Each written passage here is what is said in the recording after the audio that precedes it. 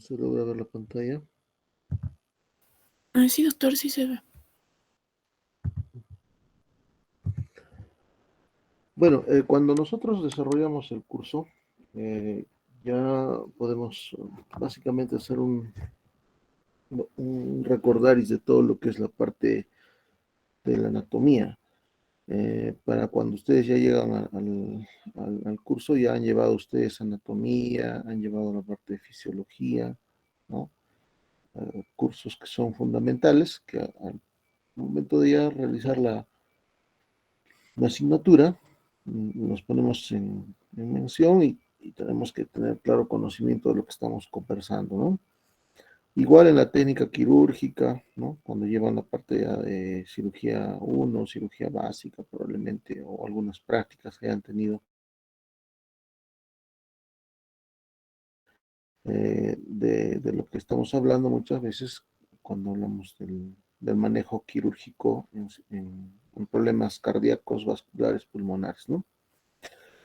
Entonces, para ver la parte anatómica y saber los abordajes, los principios básicos de la cirugía, eh, no difieren mucho más que todo por los principios, ¿no? Por ejemplo, de hacer ligaduras, de hacer suturas, de hacer controles de los vasos. Respecto a poder hacer unas resecciones a nivel cardíaco, a nivel pulmonar, a nivel vascular, ¿no? Entonces, entender también que cuando uno hace un acto quirúrgico, tiene que tener en la cabeza ya planificado por dónde va a acceder, cuento todos los pasos, ¿no? De lo que vas a hacer durante el acto quirúrgico. Y eso obviamente involucra no solo las técnicas, sino la anatomía quirúrgica. Y eso mismo, cuando ya has terminado el procedimiento quirúrgico, lo que hacemos es simplemente plasmar en el reporte operatorio, ¿no? En el reporte operatorio de lo que has desarrollado. El equipo quirúrgico en cirugía cardíaca, pulmonar o vascular es amplio. Por lo general se tiene el cirujano, el ayudante, primero los instrumentistas, uno circulante, un anestesiólogo cardiovascular o un anestesiólogo torácico, porque son anestesiólogos especialistas en el área, ¿no? Y además de ello, tienes que tener, obviamente, si haces una cirugía cardíaca, como en este caso, por ejemplo, es una cirugía en un niño, una patología congénita en el Instituto Nacional de Salud del Niño, San Borja, podemos tener el equipo de perfusionistas, ¿no? Los perfusionistas que manejan la máquina de circulación extracorpórea. Entonces, en realidad, el equipo quirúrgico para este tipo de cirugías, como ven, es de alta complejidad, ¿no? Entonces, si hablamos de la parte de la anatomía quirúrgica pulmonar, básicamente recordar, como les decía, los planos del cuerpo, ¿no? Las localizaciones estructurales a nivel pulmonar, a nivel mediastinal, a nivel de lo que es la caja torácica derecha e izquierda, en la parte supradiafragmática, ¿no? A nivel de lo que sería la parte del pericardio, etcétera, ¿no? Entonces tenemos vistas posterolaterales, anteroposteriores, ¿no?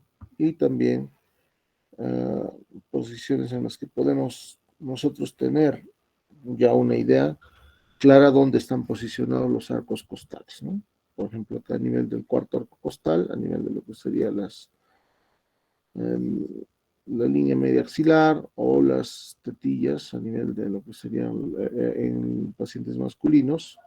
Y el cuarto espacio intercostal justamente ya va por debajo de la horquilla external a 2 o 3 traveses de dedo, ¿no? La horquilla external está a este nivel, 2 o 3 traveses de dedo a este nivel se encontraría el cuarto espacio intercostal, ¿no? Inclusive anatómicamente es fácil de definir cuando uno palpa, Si es por dentro, inmediatamente va a palpar el segundo espacio intercostal. Cuando nosotros aperturamos el tórax, ingresamos a esta zona que es por la parte, digamos, de la parrilla costal, y ahí podemos contar fácilmente. Es difícil ubicar el primer espacio intercostal palpando internamente, porque está acá la presencia de la clavícula. En cambio, la que logramos palpar rápidamente es el espacio, el segundo espacio, tercero, cuarto, quinto. Entonces, la apertura del tórax la vamos a realizar en el quinto espacio intercostal. O puede ser en el sexto espacio intercostal, si el problema está más abajo en el lóbulo, o podemos inclusive en el cuarto espacio intercostal si tenemos lesiones apicales. Entonces, todo esto, digamos, conlleva a tener el acceso a una valoración pulmonar adecuada, ¿no? En la parte posterior lo que podemos ver es la línea medio escapular, está frente a la escápula, ¿no? Vemos que por debajo de la punta de la escápula, a un traveso o dos travesos de dedos, se encuentra el octavo espacio, el noveno espacio intercostal. El octavo, noveno hasta el décimo, por decirlo así, en preferencia entre el octavo y el noveno, ese espacio nos sirve para hacer las toracocentesis evacuatorias. Entonces, cuando uno hace una evacuación del líquido, por ejemplo, en cáncer pulmonar, en patología reumática, lupus, donde puede haber también bastante derrames en el tercer espacio, derrame pericárdico, derrame pleural, una policerositis se llama, ¿no? El problema. Entonces podemos hacer la evacuación, si no vamos a poner un drenaje, por lo menos hacer una toracocentesis diagnóstica a ese nivel, octavo espacio intercostal, noveno, para retirar el líquido, ¿no? Importante saber cómo el tórax amplexa, cómo se expande, qué curvaturas hace la caja torácica cuando uno está en inspiración y en expiración, ¿no? Y por supuesto, por debajo, el músculo diafragmático que divide la cavidad abdominal de la torácica. También ver, porque eso sirve para cuando hacemos cirugías del pectum excavatum, pectum carinatum, ¿no? En deformidades del tórax, que los arcos costales, prácticamente los más gruesos y los más ya osificados, están en la parte posterior pegados a la columna. En cambio, en la parte anterior, como vemos acá, estas imágenes en amarillo, son estructuras ya medias cartilaginosas, ¿no? Por lo general, hasta los 12, 14 años, los que se recomiendan las intervenciones de las asimetrías torácicas, se pueden retirar porque son cartílagos, todavía no se han osificado totalmente, ¿no? Y entonces una de las guías para lo que es el retiro o la cirugía de alguna manera correctiva de tórax excavado, tórax carinado, es justamente también retirar el apéndice sifoides. ¿En qué otra cirugía se retira el apéndice sifoides? Cuando hacemos un drenaje o una ventana pericárdica. Para acceder hacia la parte cardíaca, nosotros retiramos, hacemos una incisión subsifoidea a este nivel, retiramos el apéndice sifoides y los arcos costales de este nivel y ingresamos hacia la cavidad cardíaca, en este caso el pericardio, ¿no? Entonces también es recordar que anatómicamente tenemos músculos intercostales anteriores, medios e internos, ¿no? Externos, medios e internos. Igual el pulmón derecho tiene tres lóbulos, dos cisuras, ahí está la cisura obliqua mayor y la horizontal en el otro lado, y el pulmón izquierdo que tiene los dos lóbulos. Acá lo más importante es recordar más o menos a qué nivel se estaría dando la cisura. En el lado izquierdo, la cisura está entre el sexto espacio intercostal aproximadamente, en una sagital, ¿no? A ese nivel estaría la cisura. En el lado derecho, una que pasa horizontalmente, que se llama cisura horizontal, que pasa a nivel del quinto espacio, y la oblicua, que como en el izquierdo puede pasar por el sexto o séptimo espacio. Y el ángulo costofrénico ya es en la zona final, ¿no? En ambos lados. Eso también se puede ver en la parte de las radiografías o las tomografías. Eh, Eso también es un dato anatómico importante porque no todas las cisuras son completas. Es más, la mayoría de cisuras, ¿no?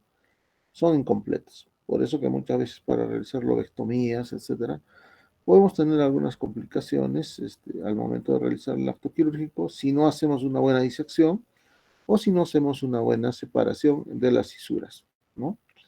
Hasta acá más o menos está claro lo que estamos conversando, jóvenes. Sí, doctor. Ya.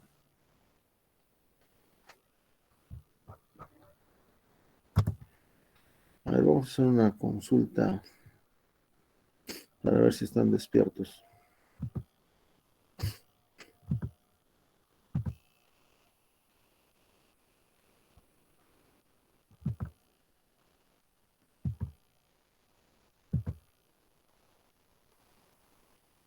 A ver, Brian, Ignacio. Presente, doctor. Brian, buenos días. A ver, así como los pulmones se dividen en lóbulos y tienen cisuras, ¿cuáles serían para ti las unidades funcionales quirúrgicas? O sea, ¿en qué más se dividen los lóbulos? En otras palabras. En segmentos, doctor, de acuerdo a los bronquios, no las ramificaciones. Muy bien, segmentos pulmonares. Y estos a su vez, En lobulillos respiratorios, doctor. ujú, subsegmentos, lobulillos, y luego llegamos inclusive hasta el intercambio gaseoso, que es a nivel ya en la parte estructural, que si hablamos de la parte quirúrgica, entonces la unidad funcional quirúrgica sería el segmento pulmonar, ¿no? Entonces podemos realizar desde segmentectomías hasta lobectomías, hasta neumonectomías, bilobectomías, ¿no?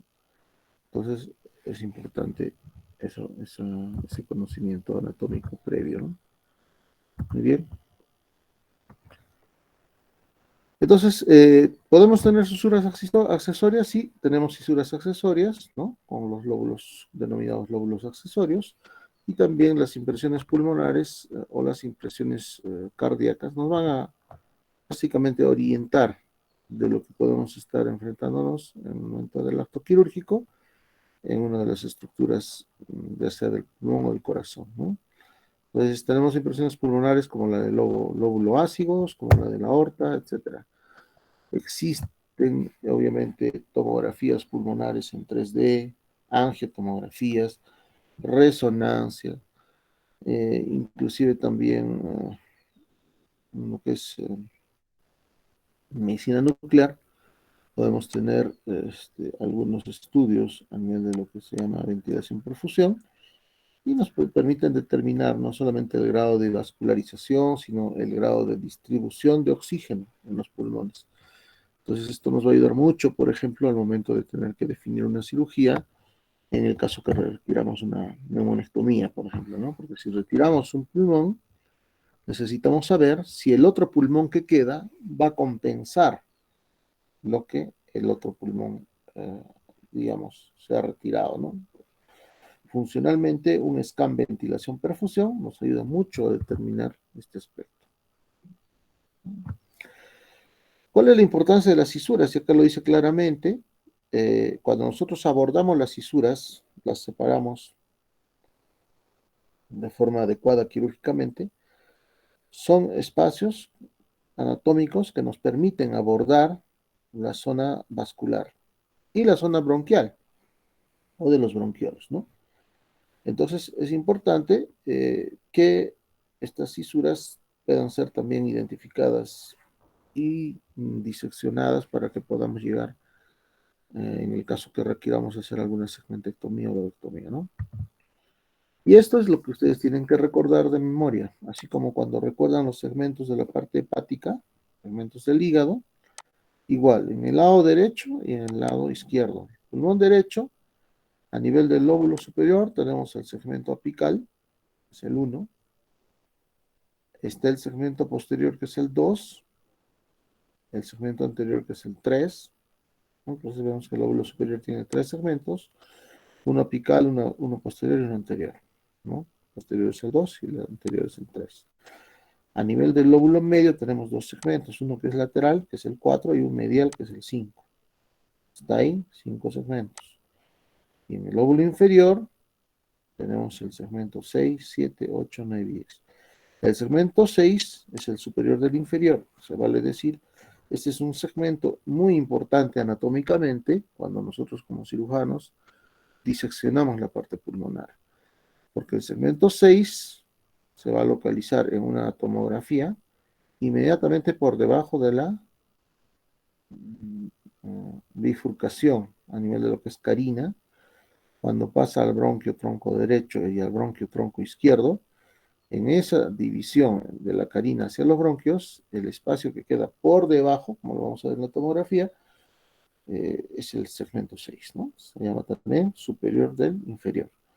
Luego tenemos a manera de espiral, como si fueran unas escaleras en espiral, cuando entramos con la fibrobroncoscopía a visualizar.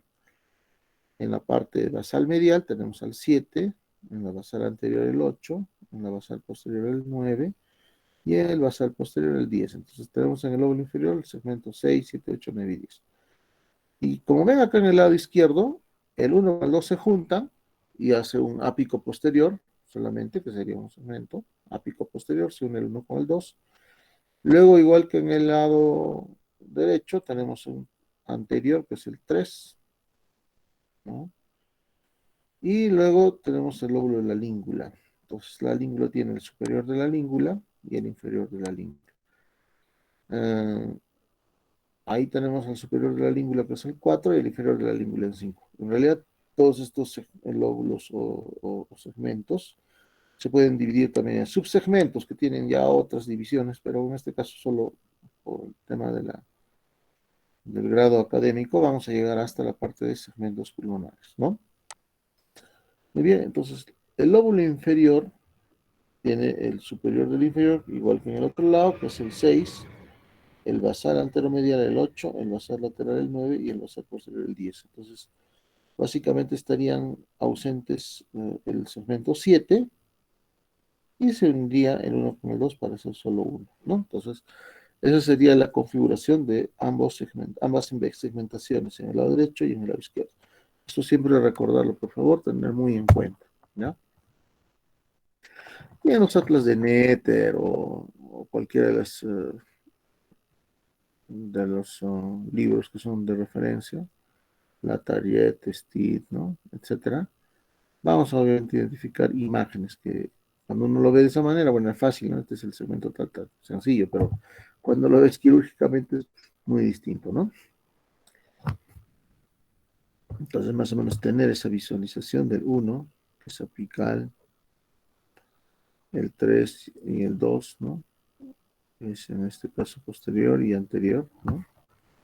Entonces, recordar siempre esa situación, ¿no? Fíjense acá, anterior el 3, posterior el 2.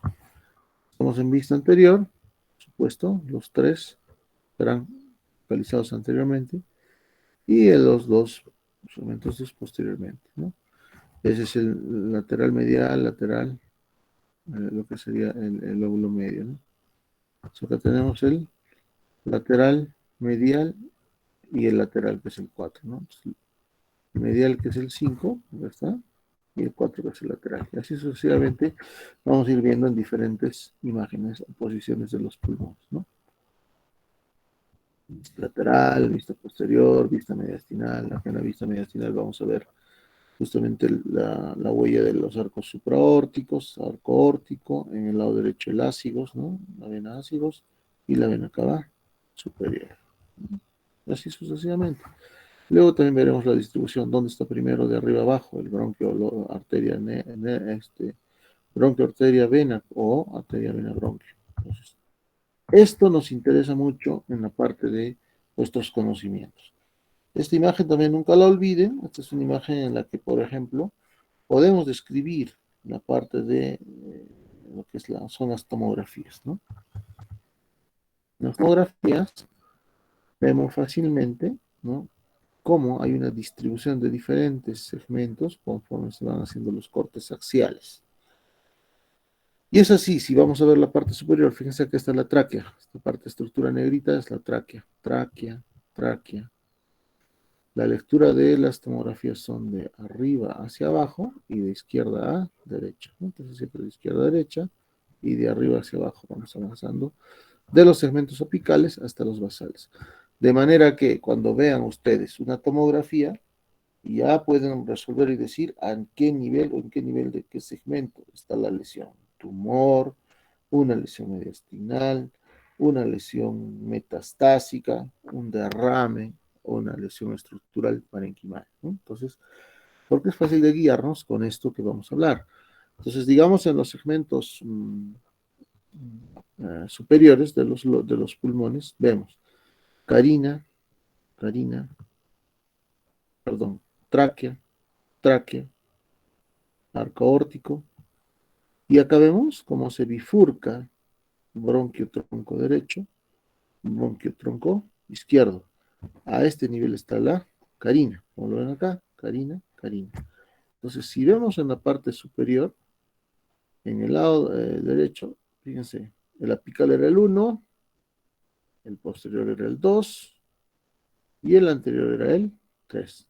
Ahí está, segmentos 3 anteriores. Cerca a la bifurcación de la carina, van a saber que ustedes acá están los segmentos 3. Entonces es fácil de definir. Cuando está muy apicalmente, ya sabemos dónde está el S1, el S2 posterior. Si hubiera acá un tumor, diríamos, una estructura tumoral, ¿no? Localizada en S2, S1, etcétera, etcétera, ¿no? Entonces, importante.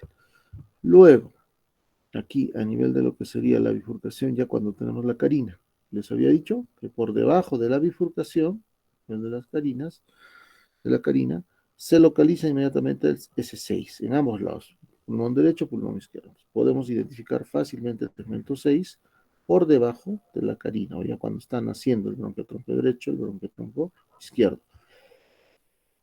Y el S6 en el lado izquierdo de la misma manera. Ya en los segmentos basales, en los lóbulos inferiores, ¿no? Podemos ver en el lado derecho, fíjense acá, ya sabemos que el segmento 6 está más arriba, luego viene el 5, el 6 que lo vimos, el 7, el 8, el 9 y el 10. Entonces acá vamos a ir contando en sentido antihorario, ¿no? 7, 8, 9 y 10. Al contrario a las aguas del reloj, segmento 7, segmento 8, segmento 9, segmento 10. Ese es el espiral que les decía que se ve cuando vemos una fibrobroncoscopía. Bien. Y en el lado izquierdo, de la misma manera, es al revés, el 8, el 9 y el 10. Es antihorario, digo, en sentido horario más bien, ¿no? Segmento 8, segmento 9, segmento 10. Acuérdense, antihorario derecho y horario izquierdo, para que se acuerden en la parte basal de qué segmentos pulmonares estamos hablando. A ver, les voy a dejar esa imagen, me dan 3 minutitos.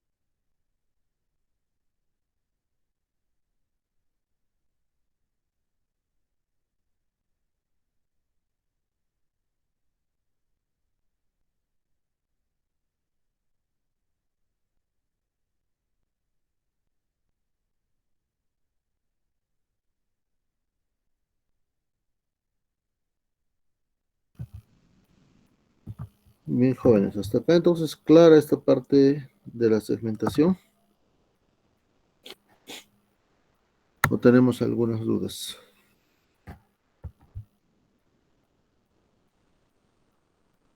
Todo claro, doctor. Muy bien, a ver, entonces, bueno, y eso es importante, ¿no? Cuando ven las tomografías, inmediatamente también ustedes pueden ver si hay algún derrame, ven las vértebras, la columna vertebral, ven la posición anterior, ¿no? Ven la parte external, ven el pericardio si hay derrames o no hay derrames. Para lo que son estructuras parenquimales, existe la ventana parenquimal, se denomina en una tomografía, y existe una ventana mediastinal, donde básicamente la ventana mediastinal nos va a ayudar a identificar si hubiera algunas lesiones a nivel vascular, ¿no? Por ejemplo, en la aorta, si hay una coartación, si hay una calcificación, si hay una estenosis, etcétera, ¿no? Eso también nos va a permitir valorar la ventana mediastinal. Bueno, y así sucesivamente, como les decía, van a encontrar diferentes atlas donde muestran las vistas, ¿no? De lo que serían las estructuras pulmonares. Entonces, acá vemos que cada segmento tiene su propio bronquio, ¿no? Y con áreas de parénquima y ramas correspondientes arteriales y venosas, ¿no?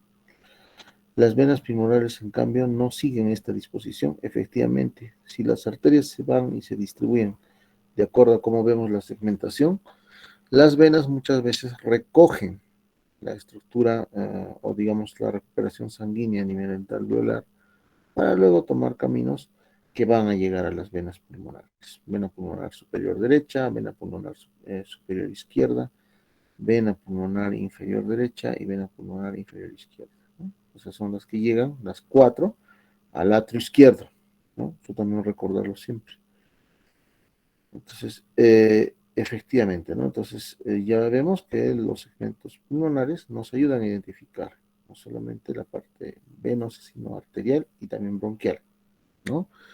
Los segmentos broncopulmonares, los tabiques del tejido conectivo, ¿no? Que se continúan con la pleura visceral, envían prolongaciones al interior de los segmentos. Efectivamente, entonces, ya que hacemos o accedemos a una estructura segmentaria o intersegmentaria o interlobular, fácilmente podemos identificar ya las estructuras vasculares y bronquiales, ¿no?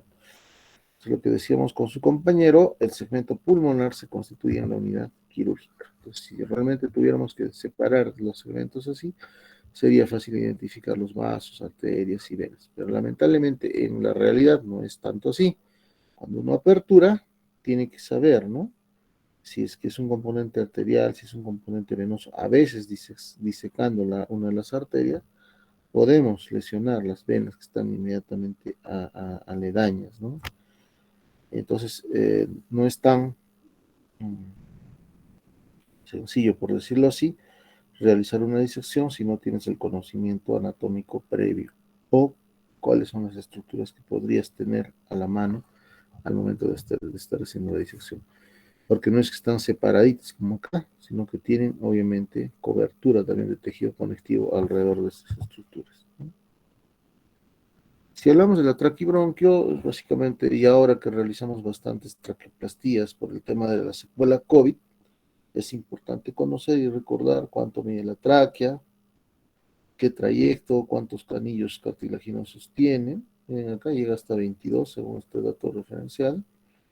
Son estructuras cartilaginosas en forma de U, la parte posterior es la membranosa, ¿no? Que hemos llegado en cirugías a resecar hasta 12 anillos, es lo máximo, por ejemplo, que yo he resecado para hacer una anastomosis entre tráquea y tráquea, cuando hacemos una traqueoplastía, como les decía, ¿no? Cuando hay estenosis post-COVID, post-intubación, manejo COVID, ¿no? Entonces, igual hay tener que ver, ¿no? Cuál es la distribución del bronquio tronco derecho y el bronquio tronco izquierdo, ¿no? Acuérdense que el que es más horizontal es el lado izquierdo y es más delgado, más largo. A nivel derecho, el bronquio tronco derecho es más verticalizado y más engrosado. Por esa razón, inclusive es el bronquio que tiene más afectación de presencia de cuerpos extraños, hablando sobre todo en niños, ¿no? Y obviamente otro dato quirúrgico que es importante es el espolón cartilaginoso de la carina, ¿no? A nivel de la parte cervical vamos a ver que el istmo de la tiroides descansa sobre el segundo anillo traqueal. Eso también es importante recordar. El istmo de la tiroides, ¿no?, descansa en el segundo anillo traqueal. Por consiguiente, si queremos llegar al tercer o cuarto anillo, estamos hablando que se encuentra por debajo del istmo de lo que es la tiroides, ¿no? Ya, entonces, los lóbulos tiroideos en los lados de la tráquea comparten irrigación de la arteria tiroide inferior. También es importante saber, los lóbulos, junto con la tráquea, comparten una irrigación a ese nivel a través de la arteria tiroide inferior. El nervio laringio recurrente derecho o el nervio laringio recurrente izquierdo para nosotros es una referencia anatómica muy importante, ¿no? Porque si lesionamos uno de estos nervios, el paciente va a quedar con una voz bitonal o media ronquera, ¿no? Entonces, esta se encuentra obviamente en el surco comprendido entre la tráquea y el esófago, ¿no? Tener siempre en cuenta de tratar de no lesionar esos nervios que son importantes para el tono de la voz, ¿no? De igual manera, el laringio recurrente izquierdo muchas veces presenta un trayecto intratorácico más largo y penetra en el laringe entre el cricoides y la tiroides, ¿no? Entonces, sí, es efectivamente el más largo y el más probable de lesionar es el nervio laringio recurrente izquierdo.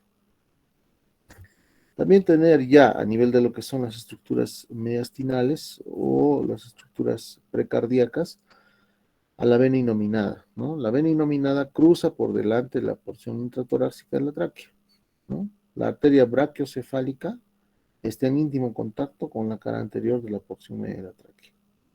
Entonces, prácticamente vemos acá la vena inominada, ¿no?, que va prácticamente a servir de puente entre el lado izquierdo, una vez de que las venas recojan de los miembros superiores y la cabeza, obviamente el retorno venoso, ¿no? Entonces, lo que sería la inominada es un componente del izquierdo y del derecho, la vena cava superior. Llegando acá hacia lo que sería la vena cava superior, confluyendo ambos, y estas a su vez a la aurícula derecha, ¿no?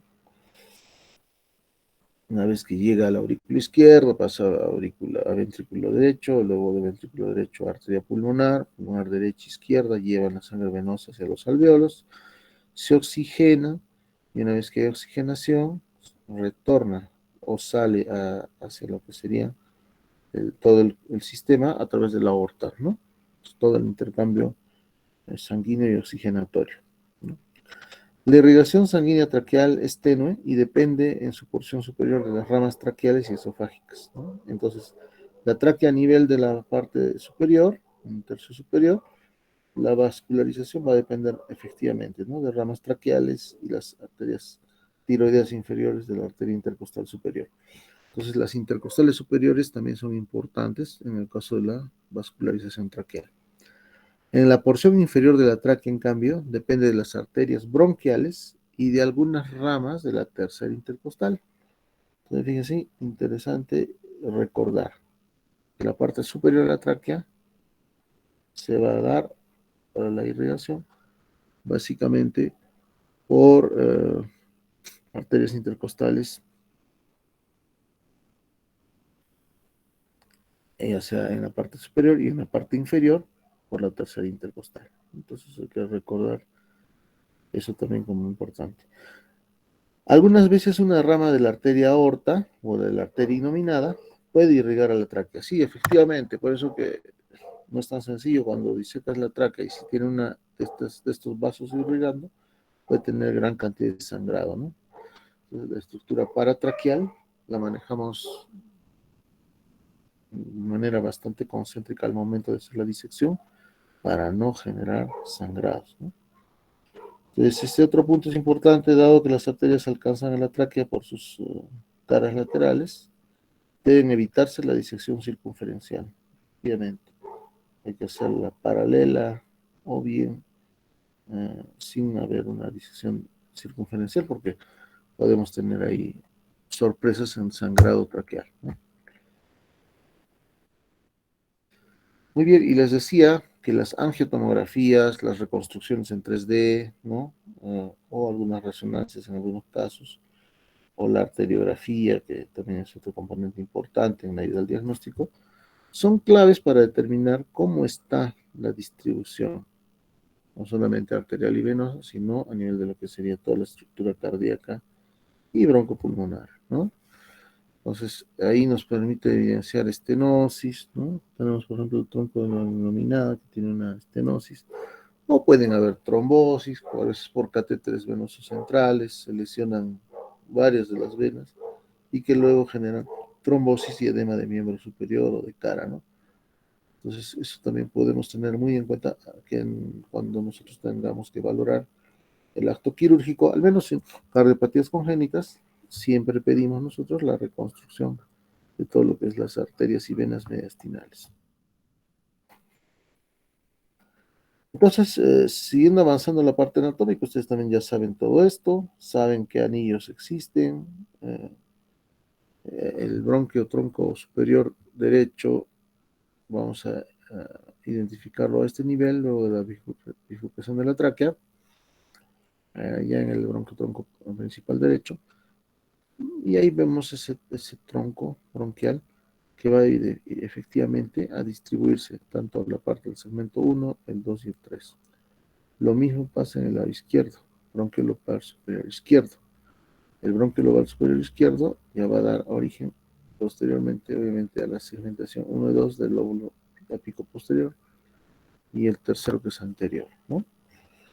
Y entonces esa es la zona referida a la parte de los bronquios, ¿no? Lo mismo, los bronquios intermedios, en este caso el bronquio intermedio, va a dar origen a todo lo que es el lóbulo medio, ¿no? Entonces, el bronquio intermedio también es importante recordarlo y saber su localización anatómica, porque si tú estás disecando, haciendo una lobectomía para la lobectomía superior derecha y te llevas este bronquio intermedio por un azar del destino o que estaba muy adherido y no lo reconoces adecuadamente y haces una incisión en el bronquio intermedio, obviamente vas a tener problemas en el lóbulo medio después de una lobectomía superior derecha. Y entonces hay que valorar en ese momento. Si la lesión es muy grande, difícil de reparar, mejor retiramos también el bronquio intermedio junto al lóbulo medio. Entonces ya harías una lobectomía superior y una lobectomía medial, ¿no? Sería una bilobectomía en este caso, si tenemos ese tipo de lesiones. Hemos visto ese tipo de lesiones en tuberculosis, en cáncer no tanto porque está más liberada las estructuras. En cambio en tuberculosis sí, en Perú tenemos mucha adherencia, mucha lesión estructural, parenquimal y también bronquial, ¿no? Tenemos cavidades tuberculosas, lesiones de tergidas, cavitadas, con presencia de aspergilomas, ¿no? Entonces, o micetomas. Y eso eh, hay que tomarlo muy en cuenta porque al momento de hacer la división anatómica podemos lesionar algunos de estos bronquios, ¿no? Luego viene el tronco de los basales. El tronco de los basales, ya sea en el lado derecho e izquierdo, va el 6, el 7, el 8, el 9 y 10, como he visto en un sentido antihorario, y en el horario el 8, 9 y 10, que sería luego de los segmentos, o perdón, los bronquios segmentarios, ¿no? O sea que son los troncales para lo que serían los segmentos basales. Acá básicamente es darle una lectura para ver lo que serían las estructuras bronquiales, ¿no? El bronquio principal derecho mide de 1.2 a 1.6 centímetros de diámetro y el izquierdo de 1 a 1.4 centímetros, ¿no? En el área combinada de sección transversal de ambos es mayor al que de la tráquea. O sea, si juntamos el bronquio izquierdo y el bronquio derecho, en diámetros superan el calibre de la tráquea. El bronquio principal derecho es más corto que el izquierdo, como habíamos dicho, y abandona la tráquea en un ángulo aproximado de 25 grados con respecto al plano vertical, y el izquierdo lo hace en un ángulo de 45 grados. Por consiguiente, vemos acá de que el bronquio más verticalizado sería el derecho y el más horizontalizado sería el izquierdo. El más grueso sería el derecho y el más delgado sería el izquierdo, ¿no?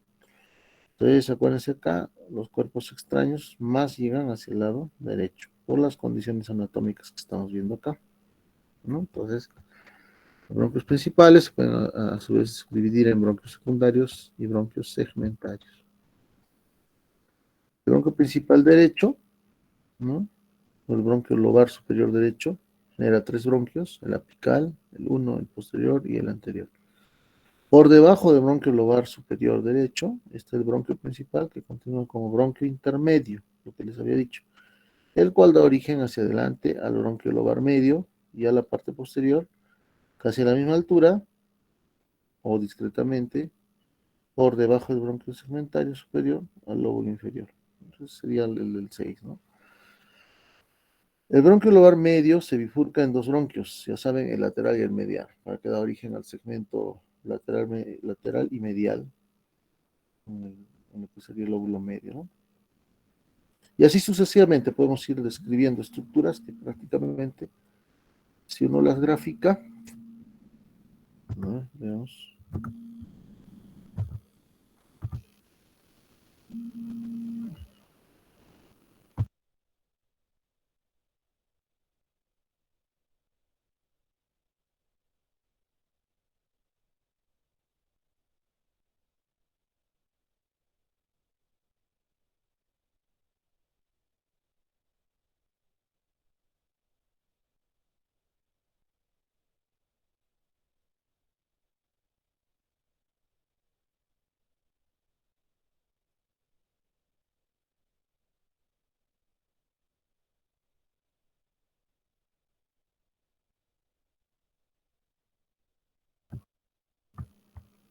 Muy bien, entonces ya tendríamos la descripción clara de cómo se van dividiendo, subdividiendo los bronquios, ¿no?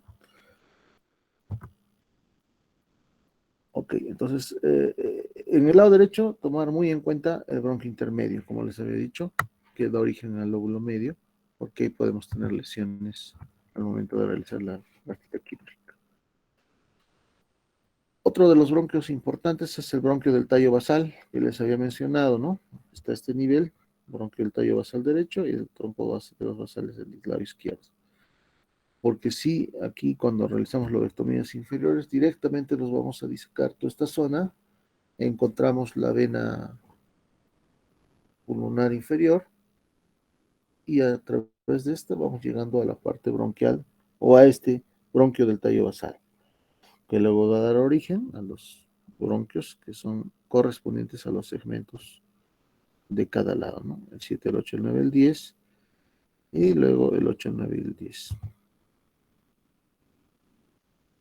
En el caso del bronquio principal izquierdo, igual a 5 centímetros de la carina principal y de su cara anteroexterna, da origen a la rama que se llama bronquio lobar superior, como en el lado derecho, el bronquio lobar superior, ¿no? Mientras que su continuación constituye el bronquio lobar inferior. Ya no está el bronquio intermedio como en el lado derecho, ¿no? El bronquio lobar superior se divide prontamente en una división superior y otra inferior llamada bronquio de la língula. Y aquí tenemos el origen de los bronquios de la língula, ¿no? Y aquí hay una descripción ya un poco más pormenorizada de esta estructura bronquial, ¿no? El bronquio de la língula a su vez da origen a dos bronquios, el segmentario que es el superior el 4 y el inferior el 5. El bronquio lobar inferior izquierdo da lugar al bronquio segmentario superior del lóbulo inferior 6. Y luego al bronquio el 6 ya básicamente va a continuar el tronco de los basales izquierdo, que luego va a dar origen al 8, 9 y 10, ¿no? La proximidad del origen del bronquio segmentario superior del 6 al orificio del bronquio lobar superior izquierdo hace que el cirujano deba percatarse de no lesionar este último durante una resección lobar. Efectivamente, aquí muchas veces hemos tenido accidentes porque esa proximidad del segmento 6, ¿no?, a lo que es el tronco de los basales en el inferior izquierdo, En algunos casos podríamos generar una lesión del 6, ¿no? Y no poder retirar solamente el tronco de los basales. Y ahí pierdes una estructura segmentaria muchas veces necesaria para el momento ventilatorio, ¿no? Claro, y no es pues como así como las figuritas. Lo que vemos es que muchas veces pueden haber variantes anatómicas o las mismas lesiones quísticas, tumorales, de tuberculosis al menos, pueden generar una malformación, una alteración, variaciones anatómicas o muchas veces falta de diferenciación anatómica cuando realizamos la disección, ¿no? Quiere decir que estas imágenes que podemos nosotros recordar, a veces en el intraoperatorio, no se ven tal como están en nuestras estructuras, sino van a haber variantes por las lesiones que se presentan, ¿no? Pues tomar en cuenta lo que es la pulmonar, como el entrecruzamiento entre algunos bronquios, unas ramas bronquiales, pulmonar derecha, pulmonar izquierda, ya saben que la arteria pulmonar viene del ventrículo derecho. Si vemos y dividimos bien las fisuras, en su momento sí podríamos distinguir los espacios anatómicos vasculares arteriales. Siempre tomar en cuenta que las ligaduras tienen que ser dos ligaduras proximales a un tronco. Por ejemplo, si retiramos este segmento, tenemos que ligar doblemente acá, próxima a este tronco, dos ligaduras proximales y una distal. Y en cada una de las reparaciones o ligaduras también se tiene que practicar lo mismo, ¿no? Igual si vamos a ligar en esta zona, dos proximales, una distal, dos proximales, una distal, tanto en vena como arteria. Aquí está ya prácticamente las venas pulmonares que van volviendo al atrio izquierdo. Lo mismo acá, ligadura doble hacia el tronco y una simple hacia la parte distal. Todo lo central o proximal se liga con doble nudo, ¿no? O se clipa, o sea, se utiliza grapas también para tener un buen refuerzo. Lo mismo acá, fíjense acá que puede ver el entrecruzamiento entre arterias y venas y tener mucho cuidado al momento de la disección, porque vas disecando cualquiera de estas ramas y puedes llevarte parte de las arterias también, ¿no? Que igual, si disecas la arteria ya te puedes llevar la vena. Tomar muy en cuenta y con mucho cuidado. Este nemotema es bien fácil, lo que les había dicho de la parte mediastinal, el hilo derecho, ahí podemos ver el bronquio, arteria y vena. En el hilo izquierdo, arteria, bronquio y vena, ¿no? Entonces esto es importante saber en el lado derecho. Es lo primero que vamos a encontrar es el bronquio, donde está la arteria y la vena, ¿no? En el lado izquierdo, arteria, bronquio, vena. Acuérdense bien, bronquio, arteria y vena. En el otro cambia, la A pasa arriba y B al medio. Arteria, bronquio y vena. Esa sería la localización anatómica como un parámetro, ¿no? Y tenemos la vena ácigos, recogiendo los intercostales, volviendo en lo que es el arco ácigos hacia lo que sería la cava superior, ¿no? Las arterias y venas. Entonces, acordarse bien de esta estructura. Igual, la vascularización y la inervación de lo que sería el músculo diafragmático también se puede ir dando a través de lo que es el nervio frénico, ¿no? Vemos una imagen donde está básicamente la innominada, la cava superior, la pulmonar que va a la derecha izquierda, ¿no? Las venas pulmonares que van hacia el lado izquierdo, el esófago, la aorta a un lado izquierdo, el lado derecho, el nervio laringio recurrente, derecho y el izquierdo, ¿no? Vamos a separar y dividir, pero es que estas imágenes ya te sirven más o menos cuando tú haces trasplante cardíaco, trasplante pulmonar, tienes que tener en la cabeza las localizaciones estructurales, ¿no? De tráquea, nominada, aorta, ¿no? El istmo del diafragma, ¿no? La cava inferior, donde va a ingresar obviamente también en la parte del esófago. Entonces son estructuras a recordar y considerar. Novenácigos nuevamente, en el esófago, el nervio laringio recurrente, Tener muy en cuenta porque el esófago también puede ser una estructura fácilmente lesionable, ¿no? El nervio frénico, aquí a este nivel, por ejemplo, donde se apertura el saco pericárdico muchas veces para llegar hasta las estructuras vasculares o hacer una ventana pericárdica, siempre por delante del nervio frénico, ¿no? Entonces, tomar muy en cuenta esas estructuras. Acuérdense, miren acá el esófago, si vemos esta parte por la parte posterior, el esófago, lo que sería la tráquea, su porción membranosa y cartilaginosa. Por eso que a veces, acá en esta estructura podemos ver que cuando hay una intubación prolongada, podemos generar lesión entre la pared membranosa con el esófago y se hacen fístulas traqueoesofágicas. Las uniones ya por compresión y por lesión isquémica del tejido membranoso de la tráquea perfora y hace una comunicación entre el esófago y la tráquea. Entonces estos pacientitos, cuando tienen secuela post-COVID por intubación prolongada, esta unión o la fístula que se presenta es a este nivel, entre lo que es la parte membranosa y el esófago. Y tenemos que aperturar hasta esa zona muchas veces para poder reparar esas fístulas o cerrarlas, ¿no? Muy bien, y así sucesivamente vamos a ir viendo la parte anatómica quirúrgica, y luego viene el sistema arterial, sistema venoso, y lo que sería el drenaje linfático, ¿no? Esta estructura arterial, si la queremos resumir para no entrar en mucho detalle o que sea muy compleja la situación, podemos ver que igual que en los bronquios, tenemos la arteria basal común para el lóbulo inferior, la arteria segmentaria superior, la arteria lobar media, la arteria ascendente posterior, el tronco anterior, la arteria anterior. Todas estas son arterias que van a ir a vascularizar la parte del lóbulo superior.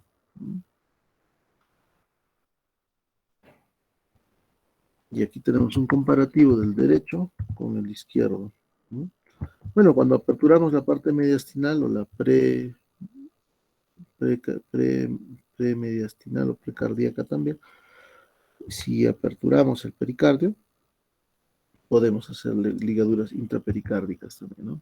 O si tuviéramos de esta forma la segmentación arterial sería sencillo, pero muchas veces no se ven así como lo vemos en fotos, sino ya al momento de las disecciones tenemos que identificar qué tipo de arterias son, ¿no?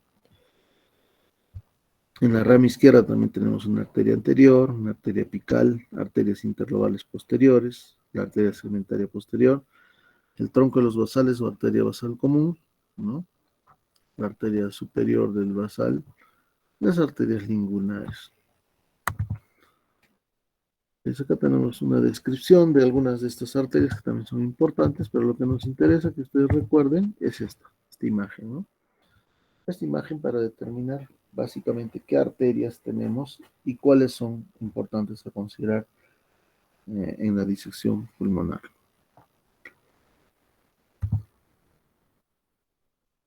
Es una imagen que también ya la hemos visto, pero tenemos que recordar la localización entre lo que es las estructuras tanto intrapericárdicas y las que están aledañas, ¿no? Vemos que en el tiroides está el istmo en el segundo espacio o segundo anillo traqueal, y luego la vascularización y la inervación correspondiente. En el sistema venoso, si el sistema arterial va a distribuir su flujo hasta cada segmento, el sistema venoso va a recoger el flujo desde cada segmento, llegando finalmente a lo que sería la vena pulmonar superior derecha y la vena pulmonar superior izquierda. Lo mismo pasará en el lado izquierdo. Entonces, igual como se le envía esta presentación, pues pueden darle una lectura al detalle que se pone en algunas diapositivas, pero básicamente recordar que todo lo arterializado e irrigado luego va a tener un retorno a través de las venas pulmonares, ya sea la superior derecha, la inferior derecha, o la superior derecha o izquierda y la inferior izquierda, ¿no? Todas llegando al final al atrio izquierdo. Si no llegan al atrio izquierdo, existe un defecto que se llama drenaje venoso anómalo, que es una patología congénita. El drenaje venoso anómalo muchas veces tiene que ser corregido porque cuando ocurre esto, cuando las 4 venas pulmonares no llegan directamente al atrio izquierdo, pueden llegar a otras estructuras y tenemos que prácticamente volverlas a su condición normal cuando existe un drenaje venoso anómalo. Entonces, hay múltiples cardiopatías congénitas que también están asociadas a conocer la anatomía que estamos describiendo, ¿no? Tenemos la vena apical, vena anterior, vena lobar media, y en la parte inferior las venas segmentarias superiores y el tronco o el basal común, que luego llega a la vena pulmonar inferior derecha, ¿no? Igual a nivel del segmento 6, definir exactamente cuál es el retorno venoso.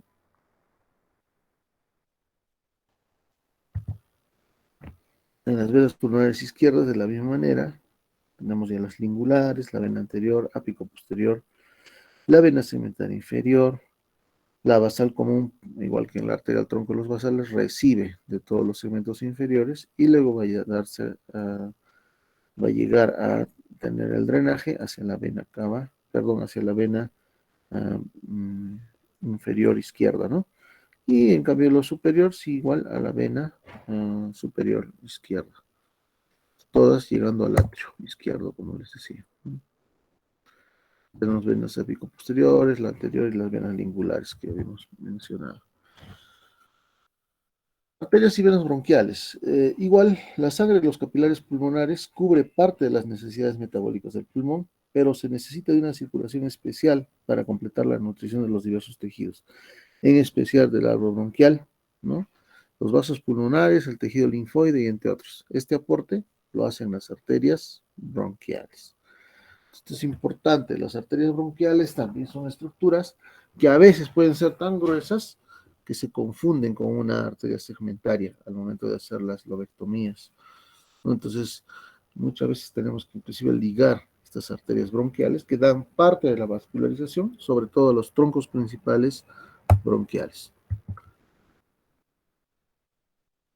Las arterias bronquiales, fíjense, son ramas directas de la aorta, del callado de la aorta descendente y la arteria intercostal, ocasionalmente de la arteria subclavia o la innominada, más raramente de la arteria mamaria o coronaria, ¿no? Por lo tanto, tienen presión sistémica bastante fuerte, con buen flujo, y cuentan con aproximadamente con 1% del gasto cardíaco. Por eso la importancia de hacer una buena disección cuando tú tienes que ligar arterias bronquiales, ¿no? Porque tienen ramas directas, como han visto, en muchos casos del aorto, del callado aórtico. Entonces, cuando se desgarran en forma inadvertida, pueden sangrar bastante y hay que tener mucho en cuenta para poderles ligar, ¿no? Entonces, a veces el sangrado puede detenerse temporalmente por una retracción de la íntima o un coágulo, pero en el postoperatorio, estas arterias bronquiales pueden sangrar de manera considerable, ¿no? Y entonces, el origen de las arterias pueden estar a la altura de la tercera u octava vértebras torácicas. Entonces, esas arterias bronquiales hay que tenerlas muy en cuenta al momento de hacer las resecciones, ¿no? Bueno, igual de acá, ¿no? Pueden haber variantes. Una única arteria que se divide en dos ramas, ¿no? Cada una de las cuales irriga el hilo derecho y el hilo izquierdo. Con mayor frecuencia existen dos o hasta incluso 4 arterias bronquiales, ¿no? Y que transcurren por debajo y debajo de la carina, lo cual puede causar problemas durante la resección a nivel de lo que es la parte, básicamente, si hiciéramos una neumonectomía, ¿no? Sobre todo en neumonectomías hay que tener mucho cuidado la vascularización de las arterias bronquiales. Tenemos una imagen de una resección del lado izquierdo, que está el saco pericárdico, el nervio frénico, aquí está el ilio. Antes suturábamos con sedas, ahora lo hacemos con grapas o también con polipropilenes o vicriles, pero acá tenemos, acuérdense, si uno era bronquio, arteria, vena, en el lado izquierdo sería arteria, bronquio, vena. Entonces acá estaba la arteria, el bronquio y la vena, está el callado y está la aorta descendente. Esta es una lobectomía, una neumonectomía izquierda. Se ha retirado toda la parte izquierda, ¿no? Bueno, y esto ya sería un poco más micro, donde está la parte intraalveolar, que no hay mucho problema con el sangrado cuando vemos la parte anatómica, ¿no? Los linfáticos sí, una característica importante. Acá tenemos muchas veces que realizar, esto lo utilizamos en cáncer pulmonar. En cáncer pulmonar necesitamos hacer vaciamiento ganglionar. Vaciamiento ganglionar son por lo menos 6 estructuras linfáticas aledañas a la parte tumoral, ¿no? Tenemos varias clasificaciones, ¿no? De los mapas del nodo linfático, como acá muestra el mapa de Naruk, ¿no? Y hay que describir niveles 2, 3, 4 hasta el 12 de lo que son las estructuras ganglionares, ¿no? Aquí cada cadena puede tener una diversificación de los segmentos, pero esta es la que tenemos que recordar, ¿no? Clasificación de los ganglios linfáticos regionales según la American Joint Committee, ¿no? Tenemos ganglios mediastinales, tenemos el mediastinal superior, paratraqueal superior, pre y retrotraqueal, tenemos un ganglio paratraqueal inferior, ¿no? Incluyendo ganglios ácigos, tenemos ganglios aórticos, supraórtico, paraórtico, ganglios mediastinales inferiores, como es el subcarineal, el paraesofágico, debajo de la carina, el del ligamento pulmonar, tenemos los ganglios broncopulmonares, como es el iliar, el interlobar, el lobar y el segmentario. Entonces, para el manejo básicamente del excremento ganglionar. Tenemos algunos pozos linfáticos, que es básicamente de acuerdo a la clasificación, pero que nos sirven como parámetros al momento de hacer vaciamiento ganglionar. Acuérdense que el conducto torácico, ¿no? Es el principal vaso colector del sistema linfático. Se origina en el abdomen a nivel de la cisterna de Beckett, penetra en el tórax por el orificio aórtico del diafragma, asciende por delante de la columna vertebral, la línea media y a nivel de la torácica 5, torácica 3, cruza hacia la izquierda y termina en el ángulo yúgulo subclavio. Entonces se pone esa cisterna de Beckett, ingresa, sube, asciende, diafragma de la izquierda hacia la derecha, y la parte intertorácica está más en el lado izquierdo, y llega finalmente a drenar en el ángulo yúgulo subclavio. Es importante el conducto torácico porque si ocurre una obstrucción a ese nivel puede haber edema en la parte inferior, ¿no? Una difusión, derrames, etcétera. O puede haber un quilotórax si se lesionara a nivel de una recesión torácica izquierda, sobre todo, ¿no? Un quilotórax, una secreción lechosa, que muchas veces hay que hacer estudios con triglicéridos o sudán para saber si es un quilotórax, ¿no? Entonces, es un trayecto bastante largo del conducto torácico, desde las cisternas de Beckett en el abdomen hasta el ángulo yúgulo subclavio. Entonces, básicamente, esto sería respecto a lo que es la anatomía quirúrgica pulmonar. Por supuesto, las estructuras neurológicas como el nervio laringio recurrente o el frénico son dos de las estructuras nerviosas que tenemos que tomar muy en cuenta para este fin anatómico o de disección, ¿no? En la parte torácica. Bien, chicos, hasta acá vamos a llegar hoy día, ¿ya? Todo lo que es estructuras quirúrgicas pulmonares. ¿Alguna pregunta hasta acá? Si no, para despedirnos.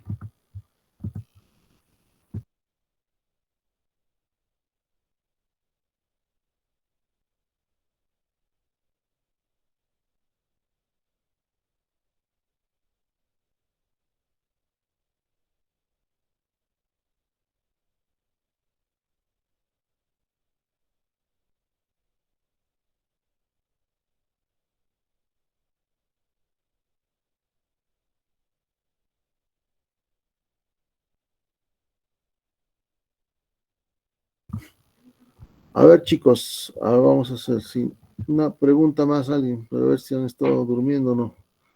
Esta clase es un poquito, sí, quizás así compleja para revisarla, pero se supone que ustedes han llevado la parte de anatomía. Entonces revisen las diapositivas, hasta lo que puedan.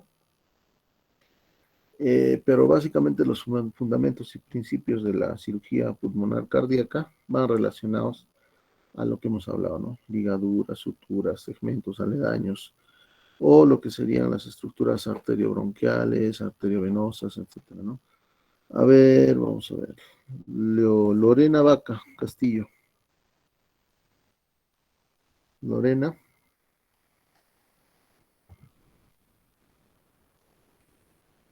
¿Está Lorena o ya fue? Ah, no te olvides también de tu listado de presencia de alumnos. Ahí está Lorena. A ver, Lorena, ¿dónde nace el conducto torácico y dónde termina?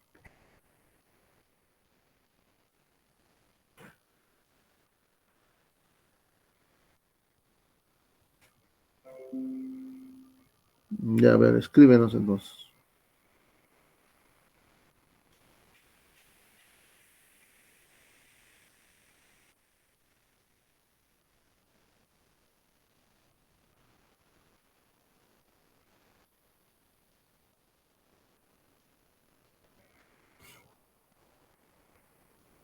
Fue Lorena.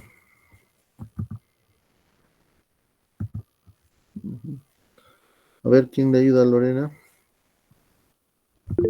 Cisterna de Beckett, doctor, y termina en el ángulo de Pirogov o yúgulo subclavio. Ya, muy bien. Listo, chicos. Entonces, hasta acá vamos a... En realidad, estas se hacen en dos clases, pero lo que me interesa es que recuerden la segmentación, que recuerden la distribución arterial venosa, ¿no? Sobre todo para las disecciones intratorácicas. Hasta acá vamos a, entonces hoy día, ¿ya? Vayan a descansar el domingo o sigan estudiando los que tienen que estudiar. Gracias, doctor. Buen día. Gracias, doctor. Buenos días. Doctor. Gracias, doctor.